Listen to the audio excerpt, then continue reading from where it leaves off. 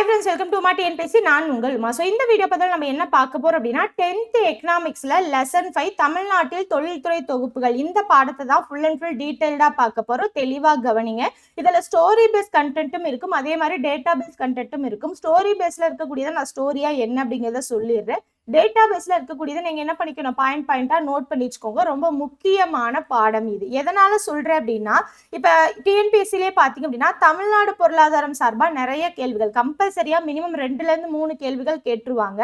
அப்ப இந்த பாடத்தை டீடைல்டா படிச்சு வச்சுக்கணும். இதுக்கு முன்னாடியே நம்ம 11th ஸ்டாண்டர்ட் லெசன் 11ல தமிழ்நாட்டு பொருளாதாரம் அப்படின்னு ஒரு லெசன் பார்த்திருப்போம். ஓகேவா? ஸோ அந்த பாடத்துல நிறைய அந்த தமிழ்நாட்டு பொருளாதாரம் சார்பா நிறைய பார்த்திருப்போம். அதுல வேளாண்மை துறை, தொழில்துறை, பணிகள் துறை, இது எல்லாமே நம்ம சின்னதா அங்கங்க பார்த்திருப்போம். இதுல தொழில்துறையில பாத்தீங்க அப்படின்னா ஜவுளித்துறை எப்படி இருக்கு, தோல் பொருட்கள் என்ன, மின்னணு சாதனங்கள் என்ன, வாகன உற்பத்தி என்ன, சிமெண்ட் தொழிற்சாலை என்ன, பட்டாசு என்ன, பிற தொழிற்சாலைகள் என்னென்ன, எம்எஸ்எம்இ அதாவது குறு சிறு நடுத்தர நிறுவனங்கள், இதுல எல்லாம் தமிழ்நாடு இந்திய அளவுல எந்த பிளேஸ்ல இருக்கு அப்படிங்கறது எல்லாமே தெளிவா பார்த்திருப்போம். அதோட நீச்சி தான் இது. ஓகேவா? அதுல வந்து நீங்க ஒரு சில பாயிண்ட் படிச்சிருக்கீங்க அப்படின்னா இதுல டீடைல்டா இன்னும் கொஞ்சம் டீடைல்டா படிப்பீங்க. அந்த பாடத்தை நீங்க படிக்கல அப்படின்னா அதை ஃபுல்லா தெளிவா பார்த்துட்டு அதுக்கப்புறம் இந்த பாடத்தை படிங்க. இன்னுமே டெப்தா உங்களுக்கு புரியும். ஓகேவா?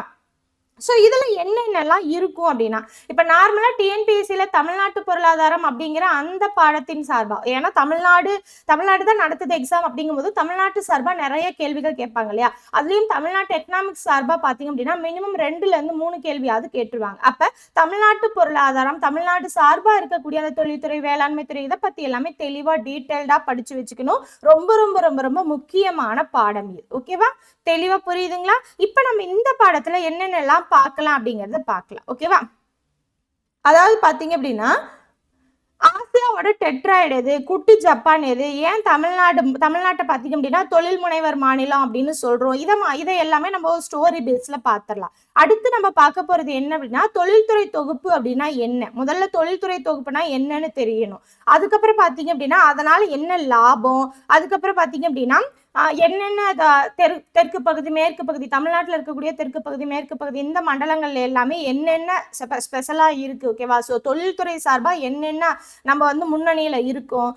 அதுக்கப்புறம் பாத்தீங்க அப்படின்னா அரசாங்கம் இதுக்காக என்னென்னலாம் செஞ்சது, சிப்காட், டான்சிட்கோ, டிட்கோ, இந்த மாதிரி இருக்கு இல்லையா? ஸோ அதை பத்தி எல்லாமே என்ன செஞ்சது, எம்எஸ்எம்இனா என்ன, தொழில் முனைவர்கள்னா என்ன, அவங்க எப்படி பொருளாதாரத்துல அவங்க எப்படி வந்து பொருளாதார வளர்ச்சிக்கு வந்து உதவுறாங்க, இதை பத்தி எல்லாமே டீட்டெயில்டா பார்ப்போம். அதே மாதிரி தொழிற்சாலைனா என்ன, இந்த மாதிரி நிறைய டீட்டெயில்ஸ் வந்து இந்த பாடத்துல பார்ப்போம். ஸ்கிப் பண்ணாம கடைசி வரைக்கும் பாருங்க. நம்ம ஸ்டோரி பேஸ்ல இருக்கிறது எல்லாமே அப்படியே அந்த பாடம் போற போக்குலயே ஸ்டோரி பேஸ், டேட்டா பேஸ் ரெண்டையுமே நான் சொல்லிடுறேன். தெளிவா கவனி. ஓகேவா? ஸோ அறிமுகம் என்ன சொல்லியிருப்பாங்க அப்படின்னா தொழிற்சாலைனா என்ன, தொழில்மயமாதல் அப்படின்னா என்ன அப்படிங்கிறத சொல்லியிருப்பாங்க. தொழிற்சாலைனா என்ன அப்படின்னா எந்த இடத்துல மூலப்பொருட்களை நம்ம பயன்படுத்தக்கூடிய பொருளா மாத்திரமோ அதுக்கு பேர் தான் தொழிற்சாலை அப்படிங்கிறாங்க. நார்மலா இப்ப வந்து ஒண்ணு இல்லை, இப்ப வந்து அறுவடை பண்றாங்க, நெல் அறுவடை பண்றாங்கன்னு வச்சுக்கோங்களேன். நெல் அப்படியே வந்து கடைக்கு வந்துருமானா கிடையாது இல்லையா? அப்ப நெல்லை கொண்டு போய் என்ன பண்ணுவாங்க அப்படின்னா அந்த உமியை எடுத்துட்டு அதை ஒரு குறிப்பிட்ட இதுல வேக வச்சு அதுக்கப்புறம் அதை அரிசியா மாத்தி அதை மூட்டையா போட்டு அதுக்கப்புறம் அதை என்ன பண்ணுவாங்க, கடைக்கு கொண்டு போவாங்க. அப்ப அந்த இதை நம்ம என்ன சொல்லுவோம், ரைஸ் மில் அப்படின்னு சொல்லுவோம் இல்லையா? அப்ப அந்த ஒவ்வொன்றுக்குமே ஒவ்வொரு தொழிற்சாலை இருக்கு. ஓகேவா? இருக்கக்கூடிய மூலப்பொருட்களை வச்சு நம்ம நுகர்வோர் பயன்படுத்தக்கூடிய பொருட்களா மாத்தி கொண்டு வர்ற அந்த இடத்துக்கு பேரு தான் பாத்தீங்க அப்படின்னா தொழிற்சாலை அப்படின்னு சொல்றோம். அதே தொழில்மயமாதல் அப்படின்னா என்ன அப்படின்னா இங்க செய்யறோம் இல்லையா, இந்த வேலையை மனுஷங்களை வச்சு நார்மலா செய்வோம் இல்லையா? இதையே புது டெக்னாலஜி வச்சு பெரிய லெவல்ல பண்ணணும் அப்படின்னா அதை தான் தொழில்மயமாதல் அப்படின்னு சொல்றோம். ஓகேவா? ஸோ தொழிற்சாலைனா என்ன, நம்ம அதாவது நுகர்வோர் பயன்படுத்தக்கூடிய நார்மலா இருக்கக்கூடிய மூலப்பொருட்களை நுகர்வோர் பயன்படுத்தக்கூடிய பொருளா மாத்துறாங்களே அந்த இடத்துக்கு பேர் தான் தொழிற்சாலை. புது டெக்னாலஜி வச்சு பெரிய லெவல்ல அதை பண்ணணும் அப்படின்னா அதுக்கு பேர் தான் தொழில்மயமாதல் அப்படின்னு சொல்றாங்க. நம்ம இந்த பாடத்துல என்னென்ன பார்க்க போறோம் அப்படின்னா பாருங்க, தமிழ்நாட்டுல தொழில்மயமாதலோட தன்மை என்ன, தொழில் தொகுப்புகளோட முக்கியத்துவம் என்ன, தமிழ்நாட்டுல தொழில் தொகுப்புகள் எவ்வாறு முன்னேறின, அதுக்கப்புறம் தொழில்களை மேம்படுத்துறதுக்கு அரசு எடுத்திருக்கக்கூடிய முயற்சிகள் என்ன, அதோட பங்கு என்ன, இதை பத்தி தான் நம்ம இந்த பாடத்துல டீட்டெயில்டா பார்ப்போம். இப்ப தொழில்மயமாதலோட முக்கியத்துவம் என்னன்னு. ஓகேவா? சோ ஏன் அந்த நம்ம நார்மலா பாத்தீங்க அப்படின்னா தமிழ்நாடு நம்ம என்ன சொல்லுவோம், வேளாண்மை செய்யக்கூடிய இடம் அப்படின்னு சொல்லுவோம் இல்லையா. சோ ஏன் வந்து நம்ம விவசாயத்தை விட்டுட்டு தொழில்துறைக்கு முக்கியத்துவம் கொடுக்கணும் அப்படிங்கிற ஒரு விஷயம் இருக்கு இல்லையா. சோ எதுக்காக நம்ம பண்ணணும் அப்படின்னா, விவசாயம் அப்படிங்கிறது ரொம்ப முக்கியமா இருந்தாலுமே அதுல சில வருமான பிரச்சனைகள் நிறைய இருக்கு. அதே மாதிரி வேலைவாய்ப்பின்மையும் இருக்கு இல்லையா. இந்த மாதிரி இருக்கக்கூடிய இடத்துல நமக்கு என்ன தேவைப்படுது, தொழில்துறை அப்படிங்கிறது தேவைப்படுது. அதுக்கு 3 முக்கியமான விஷயங்கள் சொல்றாங்க. ஓகேவா. பாருங்க, வேளாண்மை வளர்ச்சி, பொருளாதார வருவாய், வேலை வாய்ப்பு குறைவு, இது எல்லாத்துக்குமே பாத்தீங்க அப்படின்னா நம்ம தொழில்துறையை கொண்டு வந்தாதான் இதை ஈடுபடுத்த முடியும். அப்ப இந்த காரணத்தாலதான் நம்ம தொழில்துறைக்கு முக்கியத்துவம் கொடுக்கிறோம். 3 விஷயங்கள் நான் சொன்னேன் இல்லையா.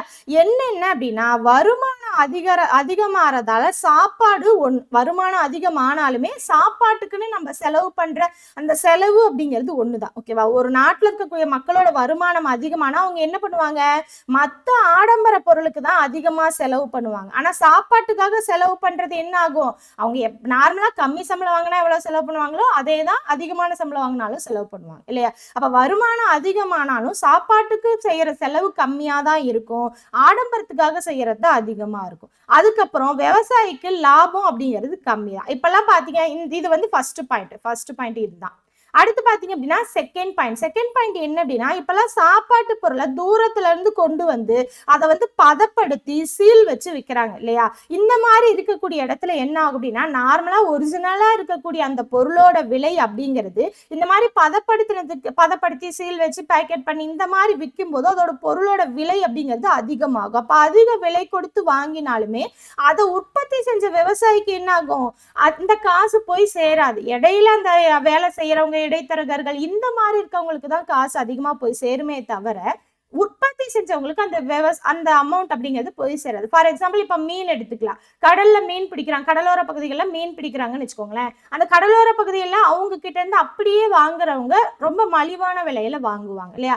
அதே மாதிரி அந்த ஏரியால விற்கிறாங்க அப்படின்னா அதுல இருந்து கொஞ்சம் அதிகமா விற்பாங்க. அதையே பதப்படுத்தி ஐஸ் பெட்டியில எல்லாம் போட்டு வேற வேற மாவட்டங்களுக்கு எல்லாம் போகுது, இல்ல வெளிநாடுக்கு போகுது அப்படின்னா வேற வேற இடத்துல போகும்போது அதை பதப்படுத்தி கொண்டு வந்து அதுக்கான இதெல்லாம் பண்றாங்க இல்லையா. அப்ப அதுக்கான செலவெல்லாம் அதிகரிச்சு ஒரிஜினலா அந்த மீன் பிடிச்சவங்க கிட்ட இருந்து வாங்கினதுக்கும் அதை இப்ப வந்து ஐஸ் பெட்டியில இருந்து எடுத்து விற்கிறதுக்கும் அந்த வேல்யூ அப்படிங்கிறது மாறும். அவங்களுக்கு போய் அந்த வேல்யூ அமௌண்ட் அப்படிங்கிறது சேராது. அப்ப விவசாயிக்கு இந்த இடத்துல விவசாயம் பத்தி பேசுறதால விவசாயிக்கு அப்படிங்கிறது லாபம் கம்மி. ஒண்ணு இல்ல, ஃபார் எக்ஸாம்பிள் விவசாயமே பேசுறாமே, உருளைக்கிழங்கு எல்லாம் இருக்கு இல்லையா. சோ உருளைக்கிழங்கு பாத்தீங்க அப்படின்னா நார்மலா உருளைக்கிழங்கு கிலோவா, அதாவது விவசாயி கிட்ட இருந்து வாங்கறதுக்கும் அதை மார்க்கெட்ல போய் வாங்கறதுக்கும் அதையே பதப்படுத்தி இப்பெல்லாம் பாத்தீங்கன்னா ஃப்ரீசர்ல அந்த இது இருக்குல்ல, ஃப்ரெஞ்ச் ஃப்ரைஸா கட் பண்ணி இது பண்ணி அதை மேரினேட் பண்ணி அதுக்கப்புறம் அதை பேக்கெட் பண்ணி விற்கிறாங்க. அப்ப அதோட காஸ்ட் அப்படிங்கிறது அதிகம் இல்லையா. அப்ப அந்த உருளைக்கிழங்கு விவசாயி கிட்ட இருந்து வாங்குற அந்த ரேட்டுக்கும் இதுக்கும் ரொம்ப கேப் இருக்கும். ஸோ அந்த அமௌண்ட் விவசாயிக்கு போய் சேருமானா சேராது. அப்ப விவசாயிக்கு கிடைக்கக்கூடிய லாபம் அப்படிங்கிறது கம்மி தான். அடுத்து வேலை வாய்ப்பு பிரச்சனை அப்படிங்கிறது இருக்கும். இப்ப நிலத்துல ஒரு கட்டத்துக்கு மேல பாத்தீங்க அப்படின்னா விளைச்சல் அப்படிங்கிறது கம்மி ஆயிட்டே போகும். 3வது அப்படிங்கிறது இறுதிநிலை உற்பத்தி திறன்னா அதுதான். இப்ப உற்பத்தி பண்ணிக்கிட்டே இருக்கும் அப்படின்னா ஒரு கட்டத்துக்கு மேல அதோட விளைச்சல் அப்படிங்கிறது கம்மியாக ஆரம்பிக்கும். ஆனா மக்கள் தொகை அதிகமாயிட்டே தான் இருக்கு. சோ விவசாயத்தை நம்பி நிறைய பேர் இருக்கிறதால அதிக சம்பளமும் கொடுக்க முடியல. இதனால என்ன ஆகுது, வேலை வாய்ப்பு இல்லாம போகுது, வறுமை அதிகமாகுது. சோ இந்த 3 காரணங்களால பாத்தீங்க அப்படின்னா என்ன ஆகுது, நம்ம வேளாண்மையில இருந்து என்ன பண்ணோம், மெல்ல மெல்ல அப்படியே நகர்ந்து தொழில்துறைக்கு வந்துட்டோம். ஓகேவா. சோ இந்த காரணங்களாலதான் என்ன பண்ணிட்டோம், பொருளாதாரம் மெல்ல மெல்ல விவசாயத்துல இருந்து விலகி உற்பத்தி வேலை வாய்ப்பு அப்படிங்கிற அந்த தொழில்துறை பக்கம் நகர ஆரம்பிக்குது. ஓகேவா. அடுத்து தொழில்மயமாதல் ஒரு பொருளாதார வளர்ச்சிக்கு என்னென்ன நன்மையை தருது. இப்ப விவசாயம் தான், நம்ம நார்மலா தமிழ்நாடு அப்படின்னாலே விவசாயம் தான் எடுத்துக்குவோம். இப்ப நாம என்ன பண்ணிட்டோம், விவசாயத்துல இருந்து மெல்ல மெல்ல நகர்ந்து தொழில்துறைக்கு மூவ் ஆகிறோம்.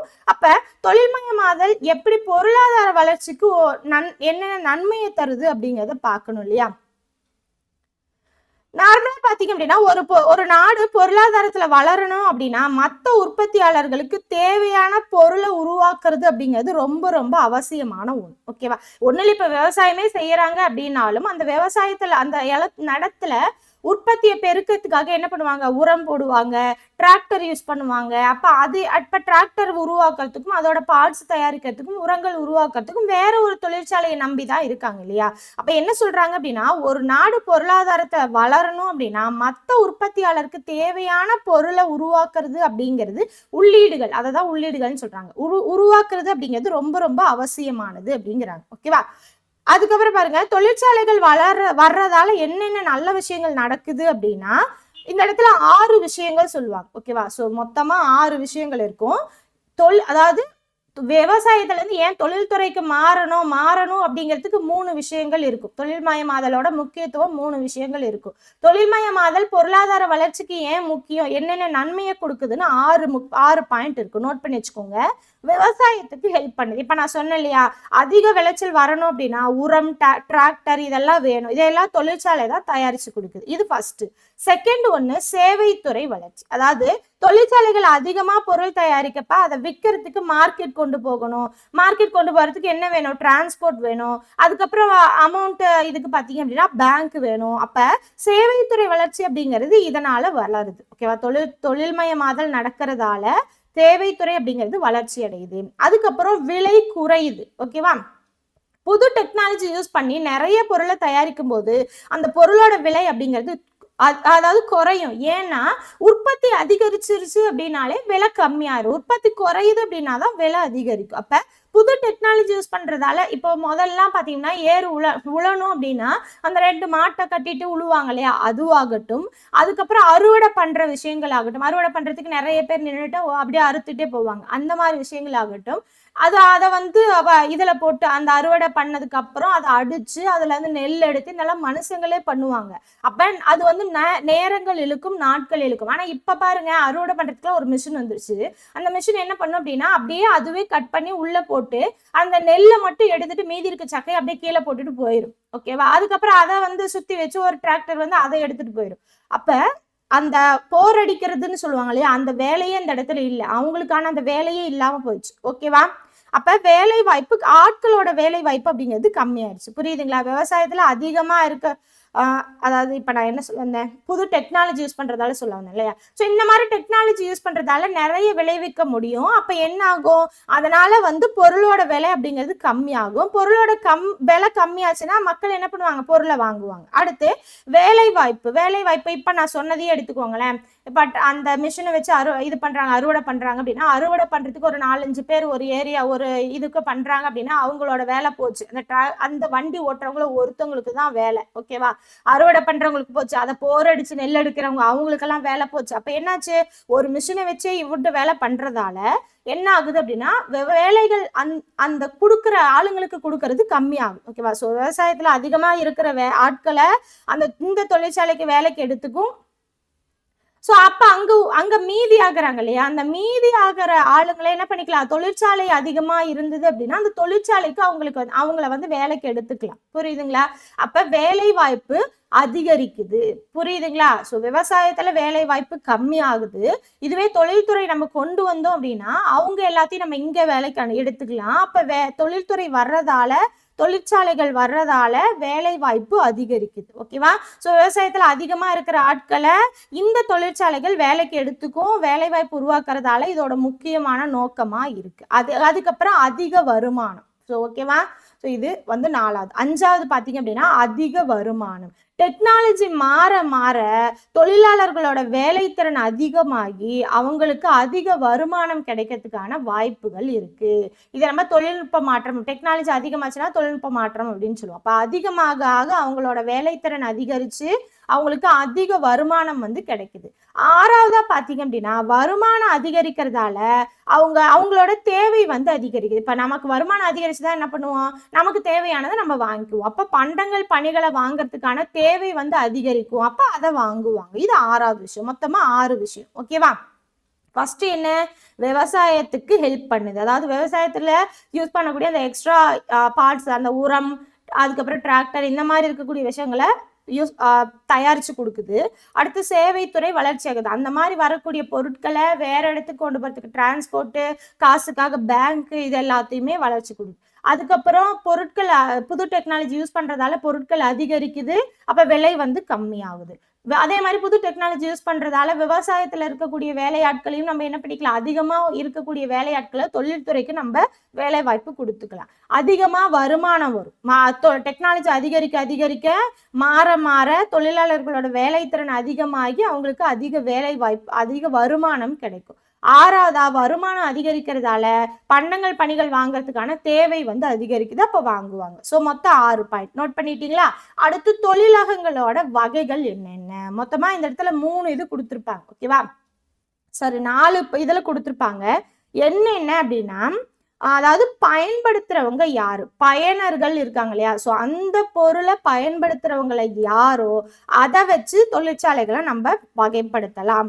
இதுல 3 கொடுத்துருப்பாங்க. என்னென்ன அப்படின்னா, நுகர்வோர் பண்டங்கள் அப்படின்னு கொடுத்துருப்பாங்க. அதாவது டைரக்டா மக்கள் வாங்கி பயன்படுத்தினாங்க, பொருளை யூஸ் பண்ணாங்க அப்படின்னா அதுதான் நுகர்வோர் பண்டங்கள் துறை. அடுத்து 2வது பாத்தீங்க அப்படின்னா, மூலதன பண்டங்கள் துறை. ஒரு தொழிற்சாலைக்கு தேவையா இருக்கக்கூடிய என்ன பண்றது, உள்ளீடுகளை இன்னொன்னு இது தயாரிச்சுது அப்படின்னா இடைநிலை பண்டங்கள்னு சொல்லுவோம் இல்லையா? அந்த இப்ப சர்க்கரை வந்து நம்ம கொண்டு போய் இது பண்றோம், அங்க இருந்து என்ன அதாவது கரும்பு கொண்டு போய் நம்ம வேற இடத்துல, விவசாயத்துல இருந்து கரும்பு வருது, கரும்பை கொண்டு போய் சர்க்கரை ஆலையில கொடுத்தோம்னா அது சர்க்கரையா வருது இல்லையா? அப்ப ஒரு மூலதனம் ஒரு இடத்துல இருந்து வரக்கூடிய வெளியீட்டை இன்னொன்னுக்கு பயன்படுத்தணும் அப்படின்னா, அதாவது ஒரு இடத்துல இருக்கக்கூடிய அவுட்புட்டை நம்ம இன்னொரு இடத்துக்கு இன்புட்டா கொடுத்தோம் அப்படின்னா அதை மூலதன பண்டங்கள் துறை அப்படின்னு சொல்றோம். அடுத்து பாத்தீங்க அப்படின்னா, இந்த இடத்துல ஒரு அடிப்படை பண்டங்கள் தொழில்கள். அதாவது இது என்ன அப்படின்னா, சிமெண்ட், இரும்பு இதெல்லாம் இருக்கு இல்லையா? இது வந்து மற்ற தொழிலுக்கும் நம்ம பயன்படுத்தலாம், பேசிக்கா பயன்படுத்தலாம். இப்ப சிமெண்ட் எதுக்கு வரும், கட்டடம் கட்டுறதுக்கெல்லாம் பயன்படும். இரும்பு பாத்தீங்க அப்படின்னா பர்னிச்சர் இந்த மாதிரி செய்யறதுக்கு பயன்படும். அப்ப இந்த மாதிரி இருக்கக்கூடிய பொருட்களை வச்சு மற்ற தொழிலுக்கு பேசிக்கா இருக்கிறது. ஓகேவா? சோ அதுதான் அடிப்படை அப்படின்னு சொல்லுவோம். அந்த மாதிரி இருக்கக்கூடியதை தயாரிச்சோம் அப்படின்னா அதை வந்து அடிப்படை பண்டங்கள் தொழில்கள் அப்படின்னு சொல்றோம். ஓகேவா? என்னென்ன இருக்கு, பயன்படுத்துறவங்க யாருங்கிறத பொறுத்து 3ஆ சொல்லலாம். நுகர்வோர் பண்டங்கள் துறை, மூலதன பண்டங்கள் துறை, அடிப்படை பண்டங்கள் துறை அப்படின்னு 3ஆ சொல்லலாம். அடுத்து அதுல இருக்கக்கூடிய பொருட்களை வச்சு, ஓகேவா? சோ பயன்படுத்தக்கூடிய உள்ளீடுகள் இருக்கு இல்லையா, அதை வச்சு நம்ம சொல்லலாம். என்னென்ன சொல்லலாம், எதை வச்சு எந்த பொருள் செய்யறாங்க அப்படிங்கிறத வச்சு பிரிக்கலாம். ஃபார் எக்ஸாம்பிள் பாருங்க, வேளாண் பதப்படுத்துதல், நெசவுத்துறை, ரப்பர் உற்பத்தி, தோல் பொருள், இதெல்லாம் என்ன சொல்லலாம், நம்ம பயன்படுத்தக்கூடிய உள்ளீடுகளோட வகை அப்படின்னு சொல்லலாம். எதை வச்சு என்ன பொருள் செய்யறாங்க அப்படிங்கிறத வச்சு பிரிக்கலாம். அடுத்து அந்த ஓனர் யாரு, ஓகேவா, நிறுவன உரிமையாளர் யாருங்கிறத வச்சும் நம்ம பிரிக்கலாம். ஃபார் எக்ஸாம்பிள் அது வந்து தனியாருக்கு சொந்தமானதா இல்ல பொதுத்துறையா, தனியாரும் அதாவது மத்தியமும் மாநிலமும் சேர்ந்து செய்தா இல்ல அதுக்கப்புறம் பாத்தீங்கன்னா பொதுத்துறையில இருக்கா, இந்த மாதிரி. ஓகேவா? அது வந்து யாரோட, அவரு அந்த கம்பெனிக்கு ஓனர் யாருங்கிறத பொறுத்து நம்ம என்ன பண்ணலாம், அதை பிரிக்கலாம். அதே மாதிரி கூட்டுறவுக்கு சொந்தமா இருக்கா, இந்த மாதிரி எல்லாம் பார்க்கலாம். அடுத்த அளவு சைஸை பொறுத்து பிரிக்கலாம். அது வந்து பெரிய கம்பெனியா சின்ன கம்பெனியா, அதே மாதிரி முதலீடு இருக்கு இல்லையா, முதலீடு, வேலை செய்யறவங்களோட எண்ணிக்கை, இதை வச்சு எல்லாமே என்ன பண்ணலாம், பெரிய கம்பெனி, நடுத்தர கம்பெனி, சிறிய கம்பெனி, அதை விட சிறிய கம்பெனி அப்படின்னு நம்ம பிரிக்கலாம். ஓகேவா? ஸோ அதாவது சிறு குறு நடுத்தர அப்படிங்கிறதுக்கு நம்ம என்ன சொல்லலாம், MSME அப்படின்னு சொல்லலாம். அப்ப அதை வச்சு நம்ம என்ன சொல்லலாம். சோ எப்படியெல்லாம் பிரிக்கலாம், தொழிலகங்களை எந்த மாதிரி எல்லாம் பிரிக்கலாம் அப்படின்னா, பயன்படுத்துறவங்க யாருங்கிறத வச்சு பிரிக்கலாம், பொருட்கள் அதுல பயன்படுத்தக்கூடிய உள்ளீடுகளை வச்சு பிரிக்கலாம், யார் ஓனர் அப்படிங்கிறத வச்சு பிரிக்கலாம், அந்த கம்பெனியோட சைஸ், அதாவது முதலீடு எவ்வளவு செய்யறாங்க, வேலை செய்யறவங்களோட எண்ணிக்கை என்ன, இதை வச்சு அதை பிரிக்கலாம். சோ 4 வகையா பிரிக்கலாம். ஓகேவா? அடுத்து பாத்தீங்க அப்படின்னா, ஏன் சின்ன கம்பெனிகள் முக்கியம் அப்படிங்கிறதுக்கு 2 காரணம் சொல்றாங்க. ஓகேவா? சோ சிறு குறு நடுத்தர தொழிற்சாலை எல்லாம் எடுத்துட்டோம், அதை விட சிறிய நிறுவனங்கள் அதிக அளவுல இருக்கு அப்படின்னு சொல்றாங்க. ஓகேவா? சோ அது ஏன் வந்து சின்ன கம்பெனிகள் முக்கியம் அப்படிங்கிறதுக்கு காரணம் 2 காரணம் சொல்றாங்க. என்ன அப்படின்னா, பெரிய கம்பெனிகள் மெஷின் வச்சு வேலை செய்யும் இல்லையா, ஆனா சின்ன கம்பெனிகள் தான் நிறைய ஆட்களுக்கு வேலை தரும். ஓகேவா? ஸோ பெரிய பெரிய கம்பெனி எல்லாம் ஒவ்வொன்றுக்கும் ஒவ்வொரு மிஷினை வச்சு ஆட்களை கம்மி பண்ணி மிஷினோட வேலையை அதிகரிச்சுக்கும். ஆனா சின்ன சின்ன கம்பெனி மிஷின் வாங்குறதுக்கு முதலீடு போட முடியாது. அப்ப என்ன பண்ணுவாங்க, ஆட்களை வச்சு வேலை செய்வாங்க. அப்ப ஆட்களுக்கான அந்த வேலை வாய்ப்பு அப்படிங்கிறது, நிறைய பேருக்கு வேலை அப்படிங்கிறத சின்ன சின்ன கம்பெனி தான் கொடுக்கும். அதே மாதிரி இது மூலமா நிறைய புதிய தொழில் முனைவோர்கள் இருக்காங்க இல்லையா, அவங்க வந்து வெளிவருவாங்க. ஓகேவா? ஸோ ஒரு சின்ன இதுக்கு போகிறோம், அதை கற்றுக்கிட்டு அவங்க என்ன பண்ணுவாங்க, அவங்க தனியாக ஸ்டார்ட் பண்ணுவாங்க. அதை அதுக்கப்புறம் ஸ்டார்ட் பண்ணுறதுக்கு முன்னாடி தெரிஞ்சுக்கிறதுக்காக போவாங்க. இந்த மாதிரி நிறைய தொழில் முனைவோர்கள் வந்து அந்த இடத்துல இருந்து வருவாங்க. ஆண்டர்பிரனர்ஸ் அப்படின்னு சொல்லுவோம் இல்லையா, அவங்க வந்து நிறைய பேர் உருவாகுறாங்க. ஸோ இந்த 2 விஷயம்தான் சின்ன சின்ன கம்பெனி ரொம்ப முக்கியம் அப்படிங்கிறதுக்கு காரணங்கள். ஓகேவா? அடுத்து தொழில்துறை தொகுப்புகள் அப்படின்னா என்ன அப்படின்னு சொல்லியிருப்பாங்க. ரொம்ப சிம்பிளா சொல்லணும் அப்படின்னா, ஒரே ஏரியால நிறைய கம்பெனி ஒன்னா சேர்ந்து அவங்களுக்குள்ள மார்க்கெட், டெக்னாலஜி இதெல்லாம் ஷேர் பண்ணிக்கிட்டாங்க அப்படின்னா அதுக்கு பேர் தான் தொழில் தொகுப்புகள் அப்படின்னு சொல்றோம். இன்னுமே ரொம்ப சிம்பிளா சொல்லணும் அப்படின்னா, ஒரு குறிப்பிட்ட ஏரியால ஒரே மாதிரியான தொழில் செய்யற நிறைய சின்ன சின்ன கம்பெனிகள் ஒன்னா சேர்ந்து இருக்கிறதுக்கு பேர் தான் தொழில் தொகுப்புகள் அப்படின்னு சொல்றோம். புரியுதுங்களா என்ன சொல்ல வரேன்னு? ஒரு குறிப்பிட்ட ஏரியால ஒரே மாதிரியா தொழில் செய்யற நிறைய சின்ன சின்ன கம்பெனிகள் ஒன்னா சேர்ந்து இருக்கிறதுக்கு பேர் தான் தொழில் தொகுப்புகள். ஃபார் எக்ஸாம்பிள் இப்ப திருப்பூர் எடுத்துக்கிட்டீங்கன்னு வச்சுக்கோங்களேன், எங்க போனாலும் எப்படி இருக்கும், அந்த பனியன் கம்பெனி அப்படிங்கிறது இருக்கும். அப்ப சின்ன ஒரே ஏரியா, இப்ப திருப்பூர் அப்படின்னா ஒன்னே எடுத்துக்கோங்க, அதுல இருக்கக்கூடிய சின்ன சின்ன கம்பெனி எல்லாமே பனியன் கம்பெனி தான். அப்ப அதெல்லாம் ஒன்னா சேர்ந்து இருக்கிறதுக்கு பேரு தான் என்ன சொல்றோம், தொழில் தொகுப்புகள் அப்படின்னு சொல்றோம். ஓகேவா? அதுக்கப்புறம் இங்க இருக்க முக்கியமான பாயிண்ட், 1920 பொருளாதார அறிஞர் ஆல்ஃபிரட் மார்ஷல் இருக்கா இல்லையா, அவரு தான் என்ன பண்றாரு, இந்த தொழில் தொகுப்பு அப்படிங்கிற மாவட்டங்களோட நன்மைகளை ஃபர்ஸ்ட் கண்டுபிடிச்சது அவரு தான். ஓகேவா? ஸோ ஒரே இடத்துல ஒரே மாதிரியான தொழில் செய்யறவங்க இருக்காங்க, அதனால நன்மைகள் விளையுது அப்படிங்கிறத கண்டுபிடிச்சது யாரு, ஆல்ஃபிரட் மார்ஷல் தான் கண்டுபிடிச்சார். அதுக்கப்புறம் 1980 இத்தாலியில சிறிய நிறுவனங்கள் வெற்றி பெற்றதுக்கு அப்புறம் தான் தொழில்துறை மாவட்டம் அப்படிங்கிற கருத்து பிரபலமாச்சு. அது யார் சொன்னா, மார்ஷல் தான் சொல்லியிருக்காரு, 1920 சொல்லியிருக்காரு. ஓகேவா? ஸோ இந்தியா மாதிரி வளர்ந்து வரக்கூடிய நாடுகள்ல அது பார்த்தீங்க அப்படின்னா சின்ன சின்ன நிறுவனங்கள் தொழில் தொகுப்பை உணர்ந்தது அப்படின்னா என்ன பண்ணலாம், அவங்கள வந்து ஊக்குவிச்சு நம்ம என்ன பண்ணிக்கலாம், நம்மளோட பொருளாதார வளர்ச்சிக்கு அவங்கள பயன்படுத்திக்கலாம். ஓகேவா? வெற்றிகரமான தொழில் தொகுப்புகளோட முக்கிய பண்புகள் என்னென்னு கொடுத்துருப்பாங்க, இதை பாயிண்ட் போட்டு நோட் பண்ணிக்கோங்க. சிறு மற்றும் நடுத்தர நிறுவனங்களின் புவியியல் பகுதிக்கு அருகாமையில் இருத்தல். ஓகேவா? நான் இப்ப திருப்பூர்னு சொல்லிட்டேன், திருப்பூர்ல எந்த ஏரியா போனாலும் கம்பல்சரியா பனியன் கம்பெனி இருக்கும். அப்ப என்ன ஆகும், பக்கத்துலயே இருக்கும். அடுத்து துறை சார்ந்த சிறப்பு கவனம் இருக்கும். ஓகேவா? இப்ப வந்து பனியன் கம்பெனி அப்படின்னா நெட்டிங் இருக்கும் இல்லையா, அப்ப என்ன ஆகும், அந்த பின்னலாடை. ஓகேவா? ஸோ அது சம்பந்தமா இருக்கக்கூடிய அந்த சிறப்பு கவனம் அப்படின்னு இருக்கும். அதே மாதிரி ஒரே ஏரியால அந்த வேலையை பார்த்துட்டு இருந்தாங்க அப்படின்னா அதுல ஸ்பெஷலிஸ்ட் நிறைய பேர் இருப்பாங்க. ஓகேவா? அடுத்த நிறுவனங்களுக்கு இடையே நெருக்கமான அல்லது பரஸ்பர முறையில் இணைந்திருத்தல். ஸோ ஒவ்வொரு கம்பெனிக்கு என்ன ஆகும், நெருக்கமா பரஸ்பர முறையில ஜாயின்ட் ஆகியிருப்பாங்க, ஏன்னா ஒரே வேலை செய்யறவங்க.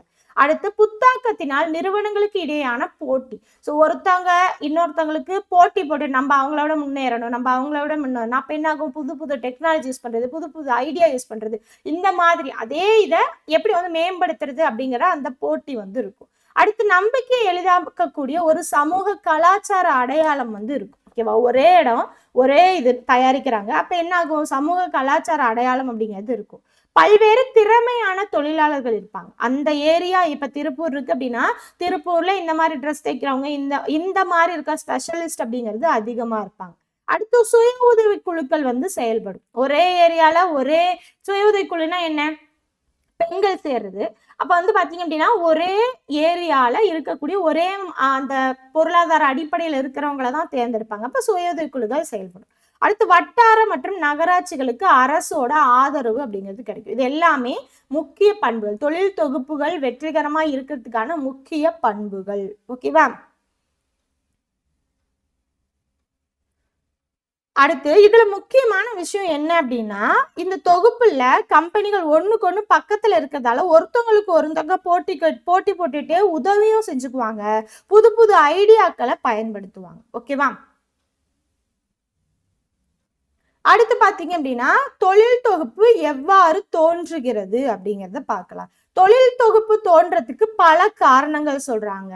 அதுல ஒரு சிலது என்ன அப்படின்னா, கைவினைஞர்கள் குடியேறி நெடுங்காலமாக அங்கு தங்கி இருந்ததாகவும் வரலாறு கூறுகிறது. அதாவது கைவினைஞர்கள் வேற வேற இடத்துல இருந்து ஒரே ஒரு நாடு இல்ல ஒரு ஊருன்னு வச்சுக்கோங்க, அந்த மாதிரி ஒரு இடத்துக்கு வந்து அங்க ரொம்ப காலமா இருந்து வந்தாங்க அப்படின்னா அவங்களோட அந்த பழக்க வழக்கங்கள் எல்லாமே ஷேர் ஆகும், அப்படி இதாகும் இல்லையா?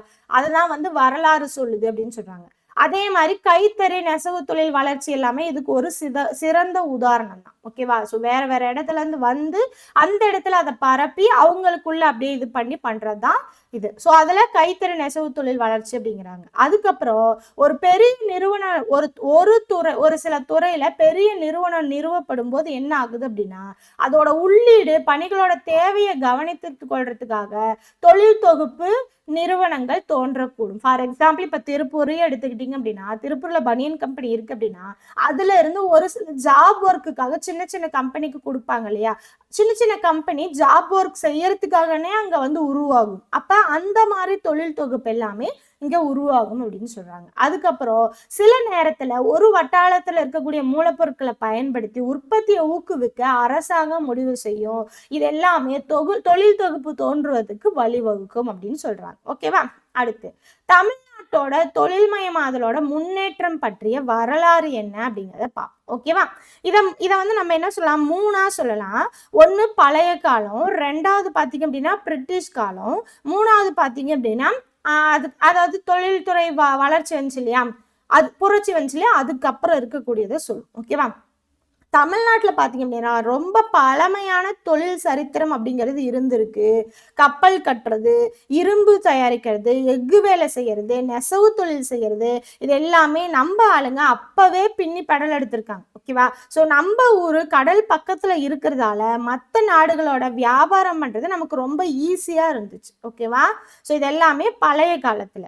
அடுத்து பிரிட்டிஷ் காலத்துல காலனித்துவ காலத்தில் தொழில் மயமாதல் எப்படி இருந்தது அப்படின்னா இதை நம்ம என்ன சொல்லலாம், 2ஆ சொல்லலாம். ஓகேவா? ஸோ இந்த இடத்துல 2ஆ சொல்லலாம். அந்த நேரத்துல 2 முக்கியமான விஷயம் நடந்துச்சு. என்ன? ஒண்ணு பாத்தீங்க அப்படின்னா பருத்தி சாகுபடி. ஓகேவா? ஸோ மேற்கு அதுக்கப்புறம் தெற்கு தமிழ்நாட்டுல பருத்தி அதிகமா விளைஞ்சதுனால அங்க நிறைய நெசவு தொழில் வந்து உருவாகி இருக்கு. ஓகேவா? இது வந்து ஃபர்ஸ்ட். செகண்ட், துறைமுக வளர்ச்சி, அதாவது வாணிப வளர்ச்சின்னு சொல்லுவோம் இல்லையா, அது வந்து அதிகரிச்சிருக்கு. சென்னை தூத்துக்குடி துறைமுகத்துக்கு பக்கத்துல கம்பெனிகள் எல்லாமே வர ஆரம்பிச்சது. அப்ப வாணிபம் வளர்ந்திருக்கு, அதே மாதிரி பருத்தி சாகுபடி வளர்ந்திருக்கு. ஓகேவா? ஸோ இங்க கொடுத்துருக்கிறது பாத்தீங்க அப்படின்னா பாருங்க, காலனித்துவ காலத்துலதான் சிவகாசியில தீப்பெட்டி தொழிற்சாலை நிறுவி இருக்காங்க. பட்டாசு உற்பத்தி, அச்சு தொழில் எல்லாமே அங்க வந்து நடக்குது. ஸோ சிவகாசி அப்படின்னாலே என்ன சொல்லுவோம், தீப்பெட்டி, பட்டாசு, அச்சு தொழில், பிரிண்டிங், இந்த 3ஐயும் தான் சொல்லுவோம். ஸோ இந்த 3மே அந்த காலனி ஆதிக்கத்திலேயே வந்திருக்கு. அடுத்து பாத்தீங்கன்னா தோல் உற்பத்தி தொழில் பாத்தீங்கன்னா திண்டுக்கல், வேலூர், ஆம்பூர் இந்த பகுதியெல்லாம் நடந்திருக்கு. ஓகேவா? அடுத்து மேற்கு பகுதியில நெசவு தொழில் அது வந்து அதிகமா வளர்ந்திருக்கு. அடுத்து இயந்திரங்களோட தேவையும் அதற்கான தொழிற்சாலைகளும் நிறுவ அது வந்து காரணமா இருந்தது. ஓகேவா? அடுத்து பாருங்க,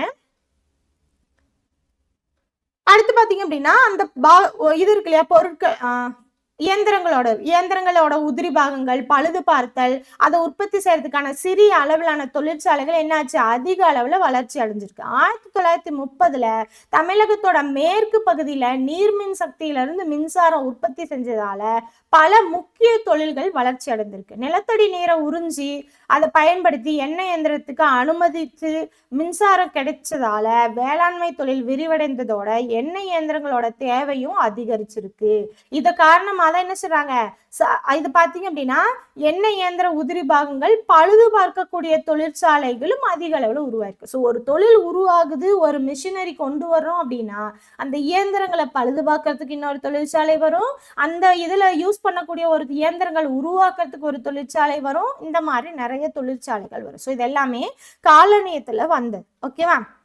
அடுத்து சுதந்திரத்துக்கு பின்னாடி 1990க்கு முன்னாடி, ஓகேவா, எப்படி அந்த எல்பிஜி கொண்டு வந்தாங்க இல்லையா, அதுக்கு முன்னாடி என்னென்ன நடந்தது அப்படின்னா பாருங்க, சுதந்திரத்துக்கு பிறகு அரசாங்கம் நிறைய பெரிய தொழிற்சாலையில தமிழ்நாட்டுல ஆரம்பிச்சாங்க. ஓகேவா? ஸோ சென்னையில பாத்தீங்க அப்படின்னா Bharat heavy electrical limited bell அப்படிங்கிற அந்த ரயில் பெட்டி தயாரிக்க ஆரம்பிச்சிருக்காங்க.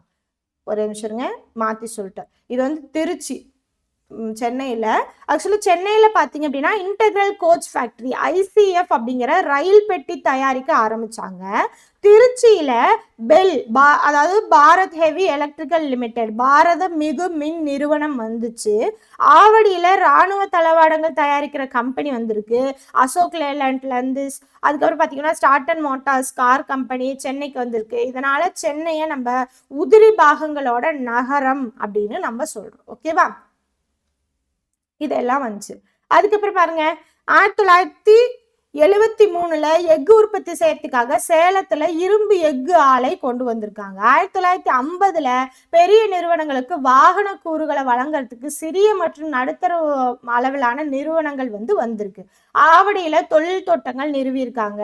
நீர்மின் சக்தி மூலமா மின்மயம் அதுல பரவலாக்க என்ன பண்ணியிருக்காங்க, வலியுறுத்தி இருக்காங்க. ஸோ இது எல்லாமே ஒவ்வொன்றுக்கு லிங்க் தான். அடுத்து 1970-80 கோயம்புத்தூர் பகுதியில் விசைத்தறி நெசவு தொழில் தொகுப்பு, அதே மாதிரி திருப்பூர்ல பின்னலாடை தொழில் தொகுப்பு விரிவாக்கம், கரூர்ல வீட்டு அலங்கார பொருட்கள் தொழில் தொகுப்புகள், இதெல்லாமே இந்த காலகட்டத்தில் தான். அதாவது LPG வந்துச்சு இல்லையா, தொழில்மயமாதல், அந்த புரட்சி இருக்கு இல்லையா, அதுக்கு முன்னாடி வந்தது. சுதந்திரத்துக்கு அப்புறம் 1990க்கு முன்னாடி இது எல்லாமே வந்திருக்கு. அடுத்து பாத்தீங்கன்னா தமிழகத்துல ஓசூர்ல பாத்தீங்கன்னா விரிவாக்கப்பட்ட தொழிற்பேட்டைகள் சான்றாக கூறலாம். ஸோ இந்த ஓசூர் இருக்கு இல்லையா, ஹொசூர் அப்படின்னு சொல்லுவாங்க. ஸோ இதுலதான் கவர்மெண்டா பாத்தீங்க அப்படின்னா அந்த தொழில் இது இருக்கு இல்லையா, அதை கவர்மெண்டே உருவாக்கிடும். ஓகேவா, சிப்காட் மாதிரி. அடுத்து பாத்தீங்க அப்படின்னா தமிழ்நாட்டுல தொழில்மயமாதல் தாராளமயமாதல் கட்டம் இருக்குல்ல, அந்த LPG 1990 அந்த காலகட்டங்கள். ஓகேவா, 1991.